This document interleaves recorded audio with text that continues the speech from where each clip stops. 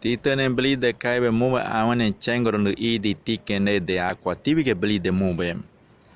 Hola, ¿qué tal amigos? Sean todos bienvenidos una vez más a este video aprendiendo y compartiendo. Soy Nachito e Hijo. En esta oportunidad vengo a decirle nuevamente que los pueblos de las Naciones Unidas han reafirmado en la Carta su fe en los derechos fundamentales del hombre, en la dignidad, en el valor de la persona y en la igualdad de derechos de hombres y mujeres, y se han declarado resueltos a promover el progreso social y a elevar el nivel de vida dentro de un concepto más amplio de la libertad.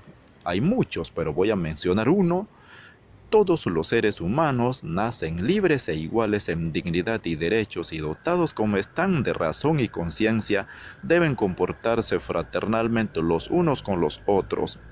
De aquí he tomado 3 puntos, pero solo un poquito, un granito de arena. Algo es algo.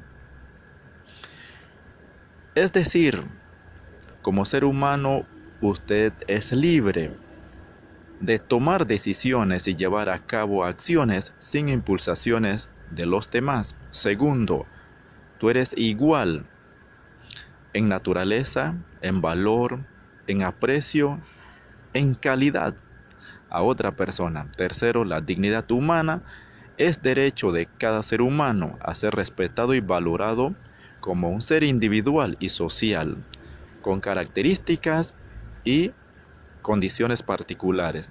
Solo por el hecho de ser persona, tú eres excelente, posee grandeza, el valor inherente al ser humano, sin ningún tipo de condiciones. Así es, hay muchos más. Otra cosita más. Y les recuerdo reír siempre.